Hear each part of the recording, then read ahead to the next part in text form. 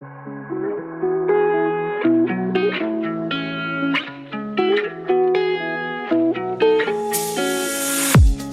listening to an AINC original podcast. We believe you don't have to do life without a compass. Let us be your guide on this amazing journey. Welcome to Navigating Life with Vision Loss. Hello, I'm Kim Wardlow, your host for Navigating Life with Vision Loss. We are in a month of travel. I'm talking about all kinds of travel. Last week with Ted Taquichi, we were talking about all things land travel related and answering questions we had from listeners there. If you have any questions for the upcoming series in May on mental health, you can call us at 720-712-8856. Again, that's 720-712-8856, or email us at feedback@aftersight.org. Feedback, FEEDBACK @aftersight, AFTERSIGHT.org.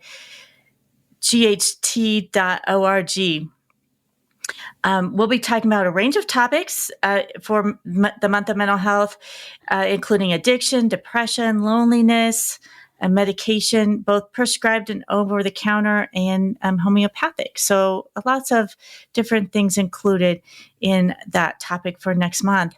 But today we are still talking about travel, and we are back with my friend Marianne Migliorelli. And the last time she was here, we talked about all things air travel and getting through airports and all those good things. But for this final week of April, we thought it would be good just to talk about why we travel and the importance and traveling, still continuing to do your travel or start traveling when you've lost vision. So, and Marianne is a seasoned traveler herself. So Marianne, welcome back. Thanks for having me back. I really appreciate that. This is a fun series of conversations, and I'm glad we're having them. I am too.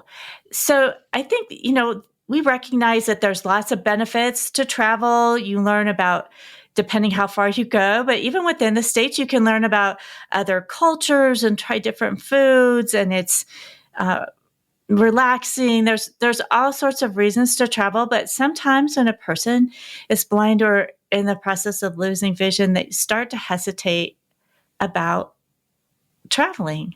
But you have done lots of traveling, and I know other people too, and you love it. So can you talk a little bit about traveling as a blind person?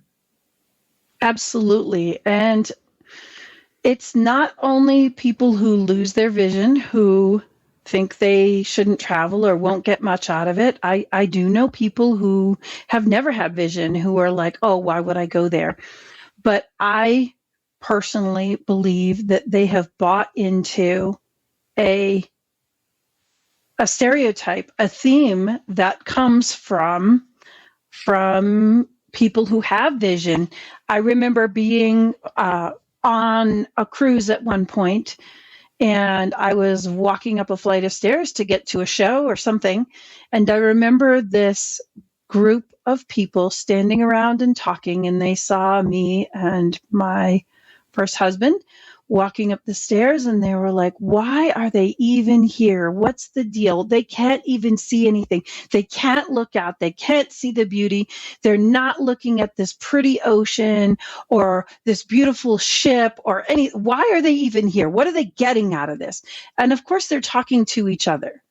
And they all fed into this conversation with each other about why we were here. And meanwhile, we're walking right by them. I'm like, yes, I'm hearing this whole conversation. And I turned around and I said, the reason I'm here is because there's way more beauty that's out here that is available for me to enjoy. I can stop and engage in this conversation with you if I choose to. I could go past you and go on and enjoy the amazing show that's going to happen. And you don't have to see the show to appreciate the show. There's a million beautiful things to appreciate on this ship, not including the art. which, yes, it's there and it's lovely. Maybe I would ask somebody to describe it, but maybe I don't actually care about the art, but I care about the cuisine. I care about the amazing entertainments. I care about being able to lay on the deck in the sunshine and relax when it's super cold where I live. Maybe all of that is enjoyable. And maybe it's enjoyable to go to these fun islands and be on a beach somewhere and all of these other things that have nothing whatsoever to do with sight. Some of them are a little bit more convenient with sight, but it makes them no less appreciable. And I think too many people have bought into the myth that if you can't see, you can't appreciate things around you. And that is so very, very untrue. Well, and I know in a previous conversation we had, you were talking about people, blind people going on a cruise, and they're good. They're good with the cruise. They know their way around the ship, but they're afraid to do the excursions and get off the ship. They're afraid they won't be able to find their way back. They'll, miss the boat, which is a thing. I mean, can happen to anybody. It happens to people who are sighted. So it's not, yes, it's not exclusively. It almost happened to me, and it had nothing to do with getting off there, getting around on land. It just had to do with my friends not listening to what I told them and causing us to be later than we expected. Yeah. And so that had nothing to do with blindness. It had to do with my friends not just listening to me and not doing what I told them to do. Well, I ran down the street. But yes, absolutely. I do know people who will get on a ship and who will absolutely treat that ship or a resort like this is the destination. I'm not doing anything but this, because if I go on shore, something bad is going to happen to me. And I know sighted people who think the same way as well. Now, if you purposely intend to get on a cruise ship or go to a destination resort, and that's all you plan to do, and you don't care about going off of it, that's fine. And it's your choice not to do that. But it isn't a choice when you are afraid and you aren't ready to understand what you can do to make sure that you don't get lost among the shuffle. I do get off the ships and I do take shore excursions to many cool places. I've gone swimming with dolphins and stingrays. I've been to hell and back in Grand Cayman, which is a good time. I've tasted rum cakes and gone rum tasting. I've been up to Dunn's River Falls in Jamaica and so on. I've been on the little party boat cruises just for the fun of it and sing and dance and have a good time and drink rum punch till you're silly. I've done all those things. And if you go on a tour, either from a resort or from a cruise ship, any of those things, the people who are on that tour, the tour guides, are going to look out for you. Now, I'm not saying it is their responsibility to guide you every step of the way, and it isn't, but no tour director wants to bring their tour back one short. Right. It is a bad thing to happen. They have to justify why it happened and so on. And even in foreign countries, if you're going on a tour, the tour people are definitely going to look out for you. If they know you've booked this tour and you are blind and you've let if you've let your resort people or your cruise people or whomever know that you're blind, but you still definitely want to go on this tour, they are going to tell the tour manager, hey, you've got some blind folks on this tour, just so you know. And they're going to do their best to accommodate you. Now, granted, if you're wanting to do a tour and you want to go out and you're driving ATVs in the wilderness, you probably are not going to be the one who drives. Right. Not a good plan. Though, I mean, if you're out in some big, huge open field somewhere, I've always wanted to drive something somewhere. Never gotten a chance to do it. One of these days, I'm going to go to Master Drive. I'm going to pay my own way and I'm going to go drive somebody's car somewhere. But common sense. I'm not saying, if you're going to go on a hike make sure you're prepared to actually hike, that you are physically able to hike, not that you're able to see, but that you have good cane skills, or if you're using your guide dog, whatever the situation's going to be, that you're prepared for that on that day. So that way, I will also say that there are times in foreign countries that the fact that you are blind might very well have some people scared that you can't do particular things or whatever. You do have to keep in mind that when you are traveling, you do not have the accessibility laws of the United States. And that is very much a real thing. I have been on trips where other people were denied options to do particular activities because the tour operators were scared that if they were blind and they were hurt, it would be on them that they were hurt, or Right. they wouldn't be able to see, so they wouldn't be protected. Most of the time that does not happen. Once in a great while it does. So no matter what, I say, you know what, if they're not going to let you do the tour, well, then they're going to give you your money back. That part is true.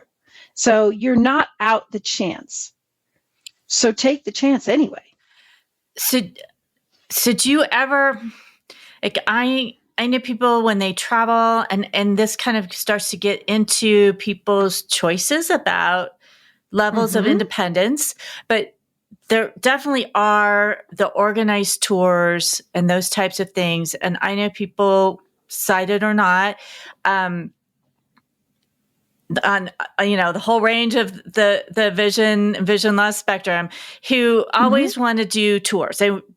They want a guide, they want everything tours. And I know people on the totally opposite end, they don't ever want to do an organized tour. They just enjoy exploring a place. Do you ever do that, or do you tend to stick more towards the organized guided tours?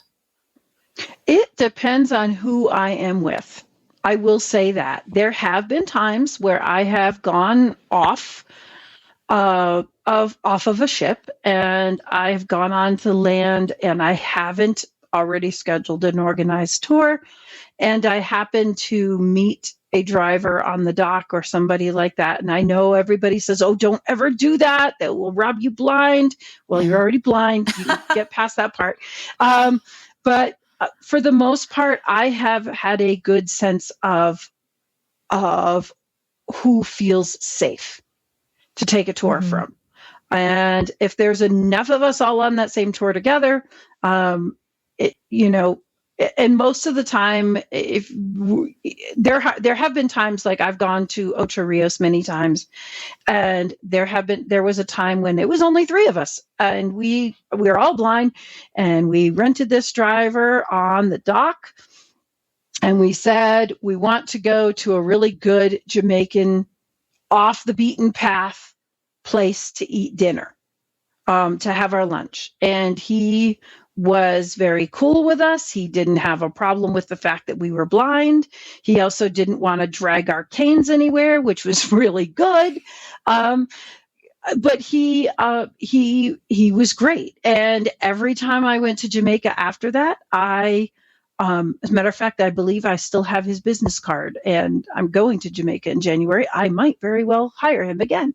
But if not, there have been times I've also just gone out and walked the main road. If I thought, if I remembered a cool place I wanted to be or something like that, I would go with other friends and maybe just go walk the main road. I'm not talking about going out to the wilderness all by myself or something like that, but I'm willing to go out and walk the streets in a foreign place. If it's the kind of more the touristy areas, I've heard stories of people having problems and so on and so forth in places. I have never been one of those, but I will admit I'm very street smart. And that comes in handy, whether you're sighted or blind. Being a little street smart and being able to read people is very helpful. But yeah, there definitely are times that it's still great to just get out and walk somewhere and not just be on the tour bus, but do it amongst other people. Don't just do it all by yourself. Right. Right. Be smart about it. But absolutely, but there are times when they'll say, oh, you're going to take a tour, and at the end, they're going to drop you off at the shopping plaza. And if you want to go wander around, or like the straw markets in Nassau or something like that, and they'll say, you know what? And the ship is a few blocks away. If you want to walk back to the ship, you can. Otherwise, take a taxi, or the bus will meet you at a certain time. But you know what? Along the way, there's restaurants, there's all kinds of things that you might not experience if you're just doing the tour. But if you're walking around in a safe touristy kind of area, for the most part, those areas that are very well patrolled, and they want to make sure that tourists keep coming back. The last thing they want to have is some big, huge international incident with somebody blind being hurt in their country, and so on and so forth. So they're going to look out. And believe you me, in foreign countries, they are not used to, especially in like the Caribbean, where I've been a lot, in places over in Europe, you might very well find a lot of people who have actually seen blind people and so on, and are a little more used to it. But in the places that I've been, mostly, they are not used to seeing blind people. So they are very intrigued. They're very curious, and they sometimes can be over helpful. But you just have to say, you know what? I don't mind your company, but you don't need to grab my cane. You don't need to anything else. I'm good, but if I want your company, I'll take it. And if I don't, I'll just say, thanks very much. We've got it. And keep on moving. If you keep on moving in general, people are going to leave you alone. Act like you know where you are and what you're doing. And like, I'm a New Yorker. We believe in walk like we mean it everywhere, that kind of thing. But yeah, I do like to wander and go see stuff on my own sometimes with friends. Yeah. Well, and I think it's okay. People have different ideas of how much assistance they want, how independent, like just because you do get some assistance, or, you're on a guided tour, it doesn't mean you're not independent. I know sometimes there's conversations about, what is it to be independent? And people sometimes have different ideas for them as an individual of how, what is independent for them. Absolutely. The way I see that is the only bad choice is the choice to stay home because you have no skills or no abilities, or you're too scared. That is a poor choice. The choices that you make that have to do with how you travel as a blind person, as long as you actually feel like you have the ability to make some choices, then what establishes your independence is the fact that you get to make your choice. If somebody says to you, you can't go on this trip because you're blind, and this could be somebody, your family, this could be your friends, this could be your own conscience that says you're not going because you're blind, something bad's going to happen to you. That's fear. That's not understanding. That could very well lead into somebody's paranoia about blindness, whether it's yours or somebody you know. And that's a bad choice. And frankly, that's somebody else making a choice for you, establishing that you can't do this. Now, I'm not going to say that you should go out there, do everything all the time because somebody told you no. That's not necessarily always good. You should not go out driving somebody's car when you can't see anymore. That no might be a really good no, but you should, if you want to, figure out what it takes for you to make the travel, to do the trip. And if that means that your choices, like some friends of mine have said, if I go to the airport or if I'm going to take a trip, I'm going to take somebody sighted with me, and that person is going to be my guide. Well, okay. My opinion is if you've made that choice, go for it, especially if you are willing to pay for that person to be there with you. You cover their cost, you cover their whatever it takes for that person to be there, because their job is to be your guide. Essentially, you are hiring them to take you somewhere. It's a choice, and it's a good choice if that's the one you want. If your choice is, I'm going to go and I'm going to take my guide dog or my cane, or I'm going to use the vision that I still have, and I'm going to make some preparations, like we said in the previous one, maybe getting gait assistance or maybe not.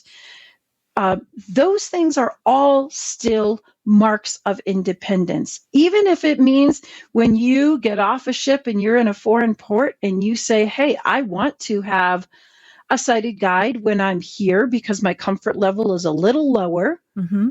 If you are making the choice, it's a mark of independence. If somebody comes up to you and says, I'm going to guide you because you're blind and you need me, and you're not going to take a step unless I'm guiding you, that's not a choice. That's somebody forcing you to do it their way. That means they've taken your independence.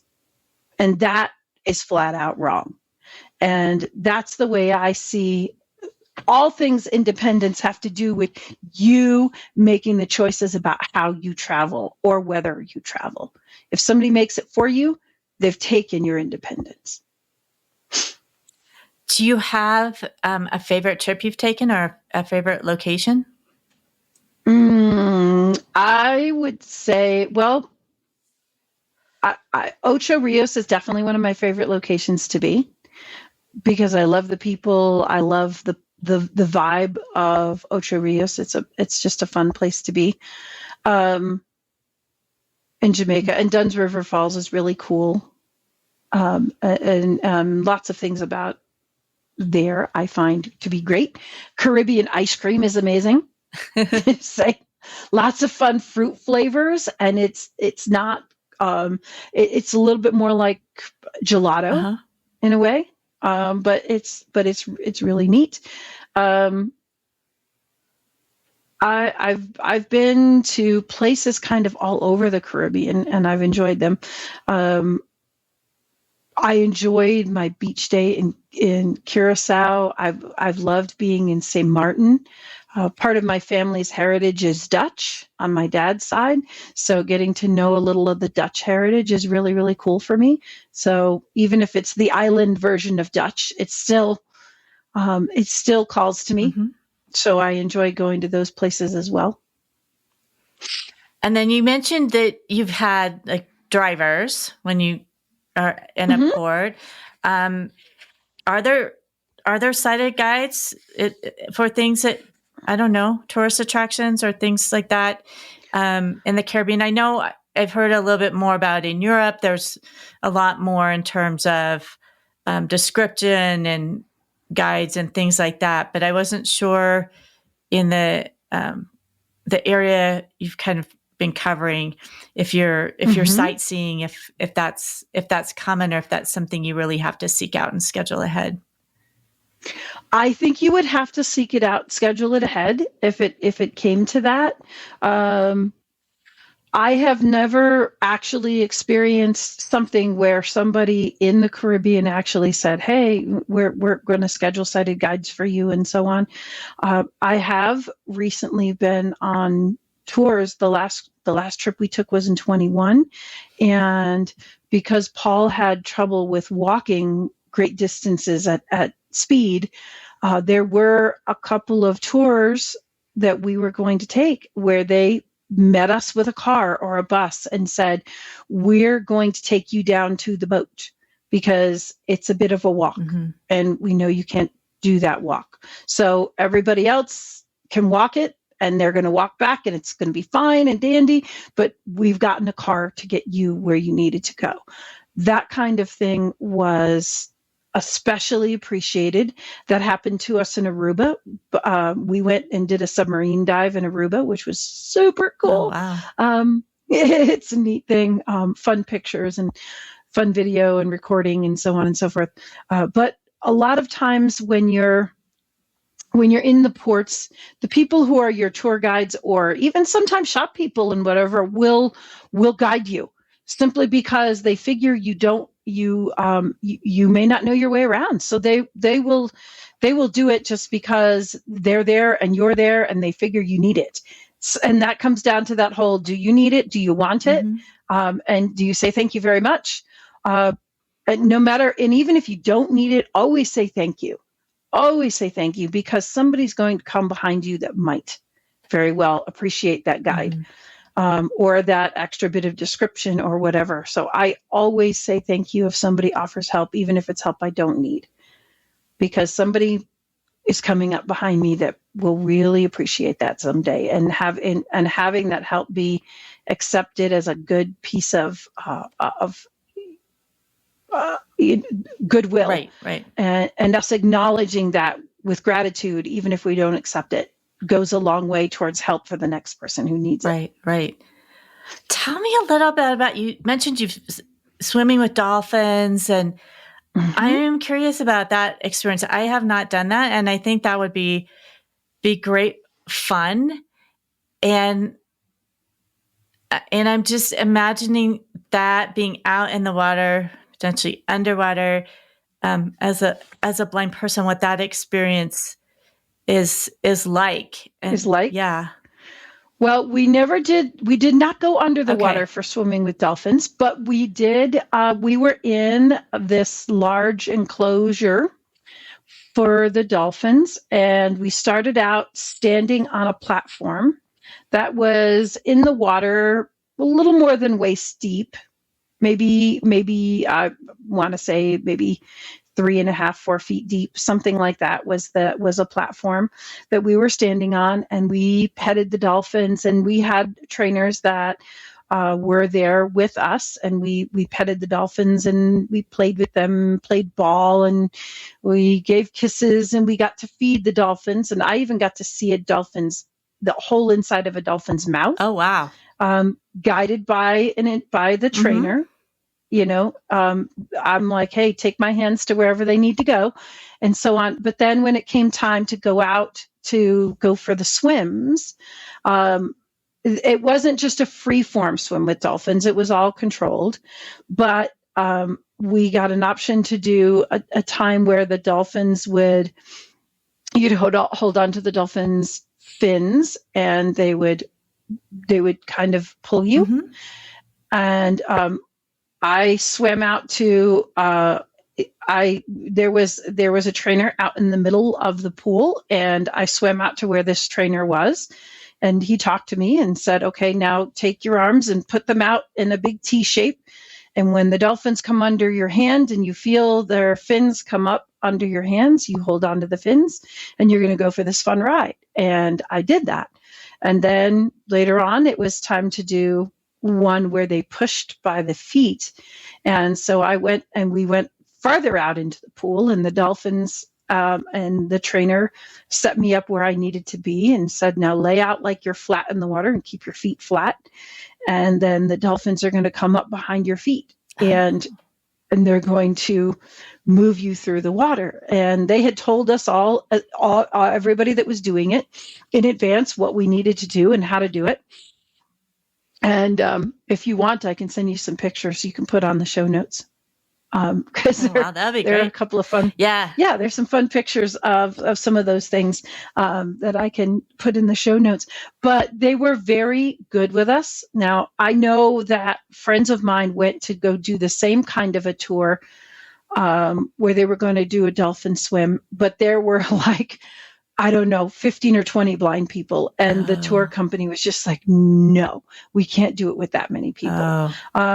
So they got to touch the dolphins and do all the things that were standing on the platform, but they were not all allowed to go out and swim with the dolphins. And I said, I'm so sorry because it was the Yeah. coolest thing ever. Well, and the dolphins that was a bucket list. Yeah, well, and the dolphins are trained. So if you're holding on to their fins, Yes. like they're not going to just take you off out into the ocean somewhere. I mean, they're No. trained to they're go trained.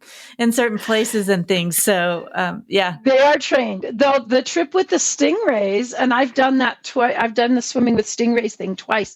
And you are basically kind of on this sandbar, and there's a bunch of boats around, and there's a place called Stingray City in Grand Cayman. And the stingrays are very used to humans and so on and so forth, but they would also let people snorkel. And I do know blind people who snorkel and very much enjoy it.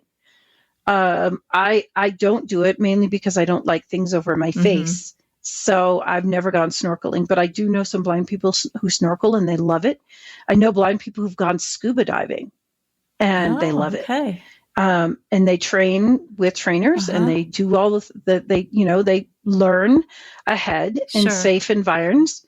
And then they do go out and they swim, and they might have somebody who guides them in some way, shape, or form, because the communication in the water is definitely a whole different thing when you can't even talk to someone.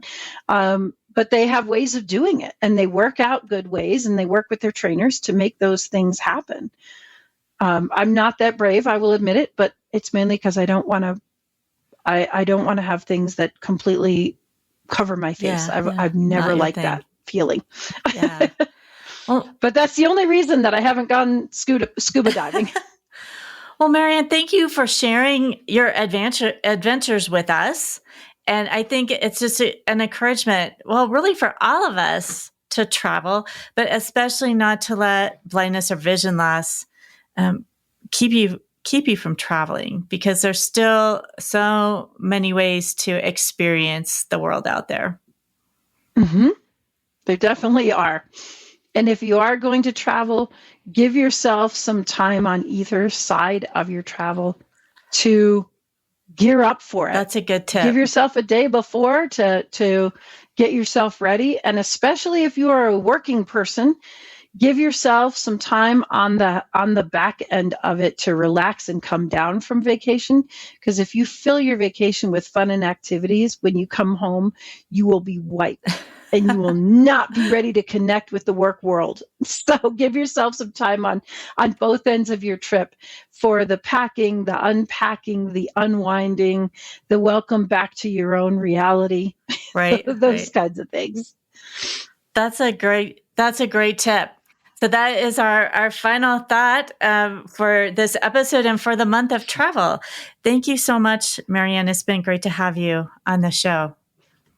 Thank you for having me. It's a pleasure to be here. And if anybody still has travel questions or wants some tips about how to do things in travel, please do leave your messages with the feedback line. I know that Kim and Jonathan will get them to me, and I will be more than happy to connect with you and talk you through how to do a thing if it's still confusing.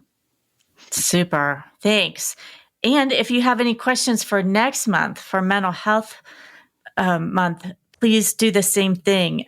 You can contact us at 720-712-8856 or email us at feedback@aftersight.org. Thank you for joining us for this month of travel, and I hope the information we provided has helped you to live your life with vision loss.